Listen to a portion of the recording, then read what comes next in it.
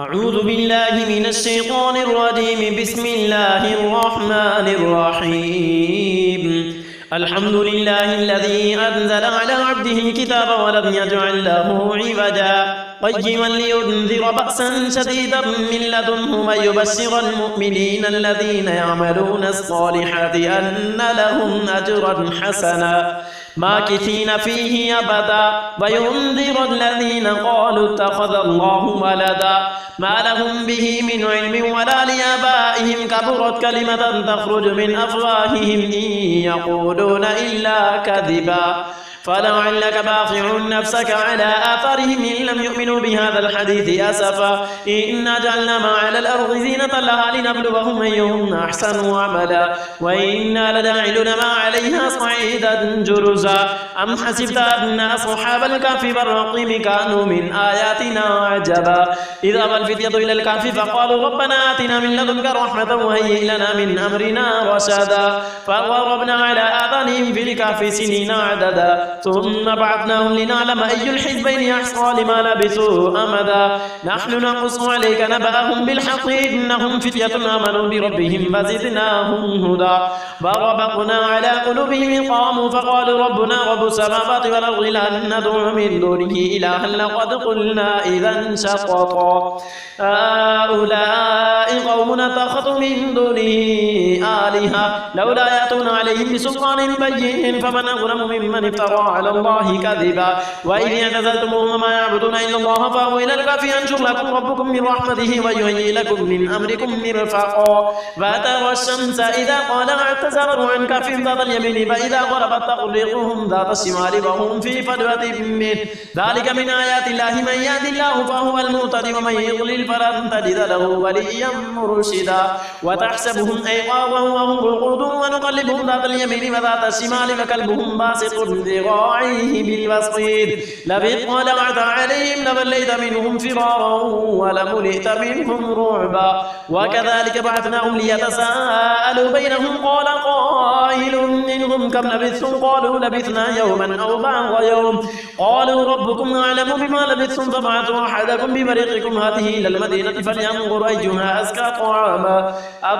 طعاما فليأتكم برزق منه وليتلطف ولا يشعرن بكم أحدا إنهم إن يظهروا عليكم يرجموكم ويعيدكم في ملتهم ولن تفلحوا إذا أبدا وكذلك أنزلنا عليهم ليعلموا أن بعد الله حق وأن الساعة لا ريب فيها إذ يتنازعون بينهم أمرهم فقالوا ابنوا عليهم بنيانا ربهم أعلم بهم قال الذين غلبوا على أمرهم لنتخذن عليهم مسجدا سيقولون ثلاثة رابعهم كلبهم ويقولون خمسة سادسهم كلبهم رجما بالغيب ويقولون سبعة مثامنهم كلبهم قل ربي يعلم بعدة ما يعلمون إلا قليل فلا تمار فيهم إلا مراء ظاهرا ولا تستفت فيهم منهم أحدا ولا تقولن لشيء إني فاعل ذلك غدا إلا أن يشاء الله واذكر ربك إذا نسيت وقل عسى أن يأتيني ربي ليقرب من هذا رشدا ولبثوا في كهفهم 300 سنين فازدادوا 9 قل الله أعلم بما لبثوا له غيب السماوات والأرض يبصر به ويسمع ما لهم من دونه من ولي ولا يشرك في حكمه أحدا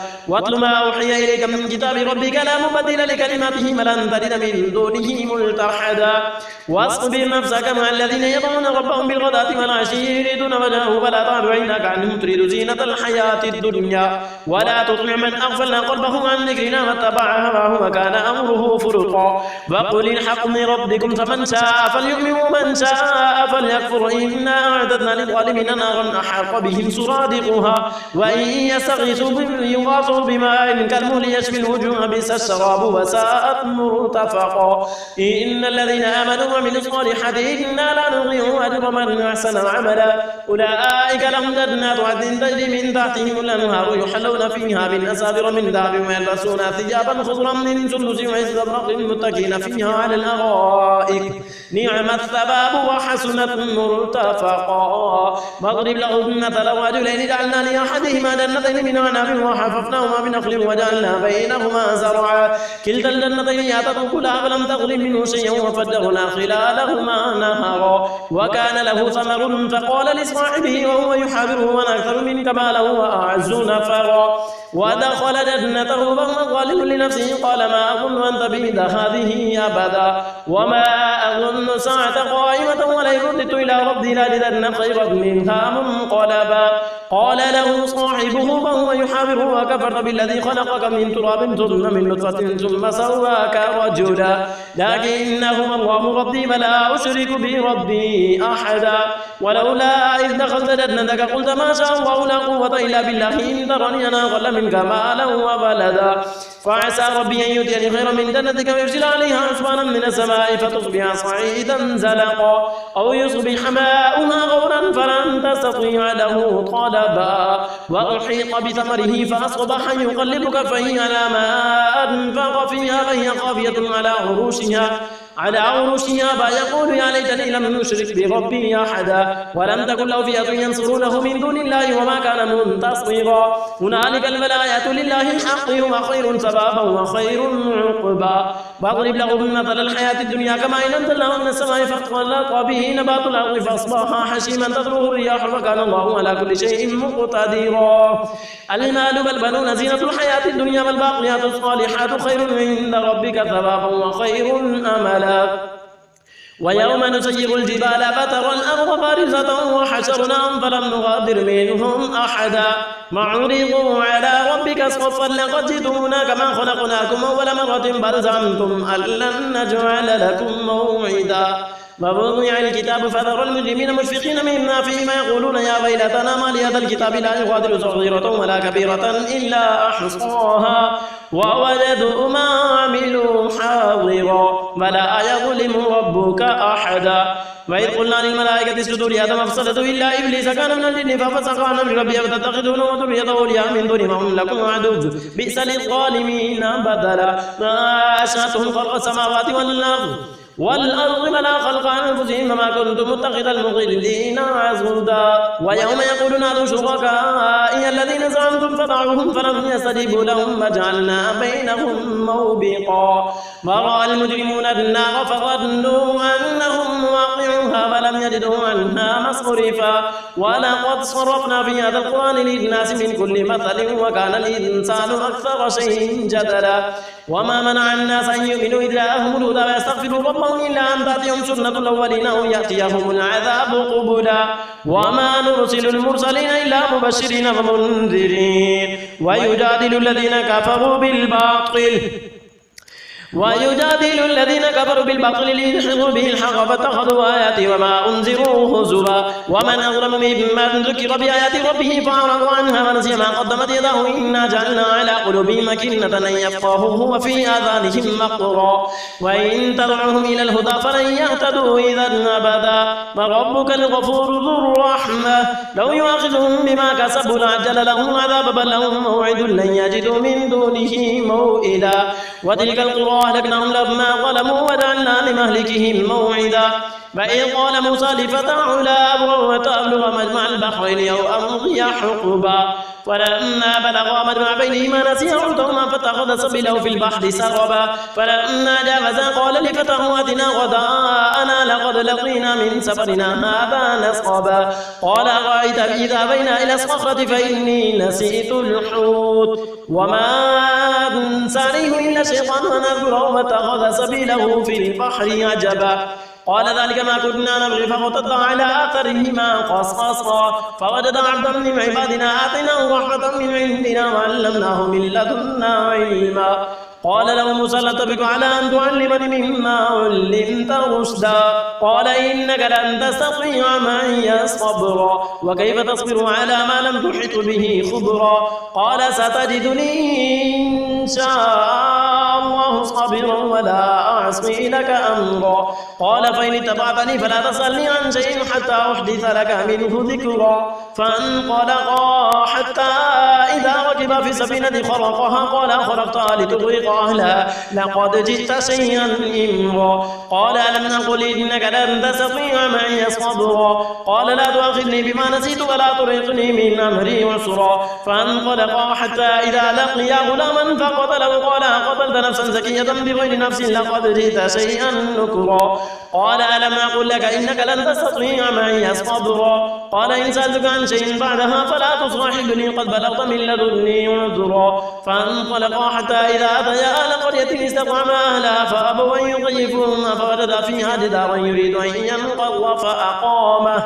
قال لو شئت لاتخذت عليه أجرا قال هذا فراق بيني وبينك سأنبئك بتأويل ما لم تستطع عليه صبرا أما السفينة فكانت لمساكين يعملون في البحر فأردت أن أعيبها مكان وراءهم ملك يأخذ كل سفينة غصبا وأما الغلام فكان أبواه مؤمنين فخشينا أن يرهقهما طغيانا وكفرا فأردنا أن يبدلهما ربهما خيرا منهم زكاة وأقرب رحما وأما الجدار فكان لغلامين يتيمين في المدينة فكان تحته كنز لهما وكان أبوهما صالحا فأراد ربك أن يبلغا أشدهما ما يستخرجا كنزهما رحمة من ربك وما فعلته عن أمري ذلك تأويل ما لم تستطع عليه صبرا ويسألونك عن ذي القرنين قل سأتلو عليكم منه ذكرا إن مكنا له في الأرض وآتيناه من كل شيء سببا فأتبع سببا حتى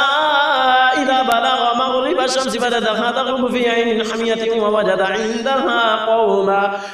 قلنا يا ذا القرنين إما أن تعذب وإما أن تتخذ فيهم حسنا قال أما من ظلم فسوف نعذبه ثم يرد إلى ربه فيعذبه عذابا نكرا وأما من آمن وعمل صالحا فله جزاء الحسنى وسنقول له من أمرنا يسرا ثم أتبع سببا حتى إذا بلغ مطلع الشمس بددها تطلع على قوم لم نجعل لهم من دونها سترا كذلك فقد أحطنا بما لديه خبرا ثم أتبع سببا حتى إذا بلغ بين السدين مدد من دونهما قوما لا يكادون يفقهون قولا قالوا يا ذا القرنين إن يأجوج وماجوج مفسدون في الأرض فلنجعل لك خرجا على أن تجعل بيننا وبينهم سدا قال ما مكنني فيه ربي خير فأعينوني بقوة واجعل بينكم وبينهم ردما آتوني زبر الحديد حتى إذا أساب بين الصدفين قال انفخوا حتى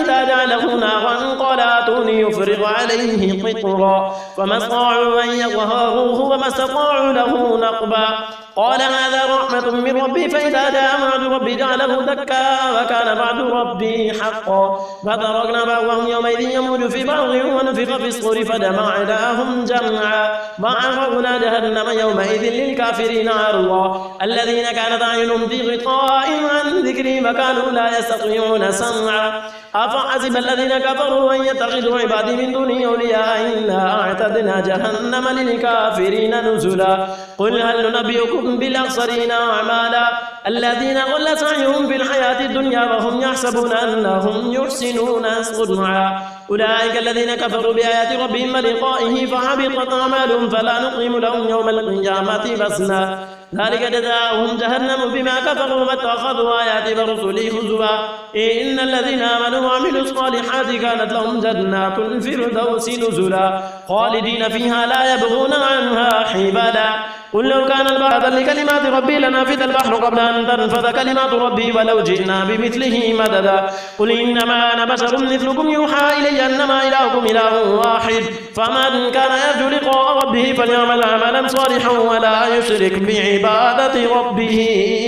أحدا صدق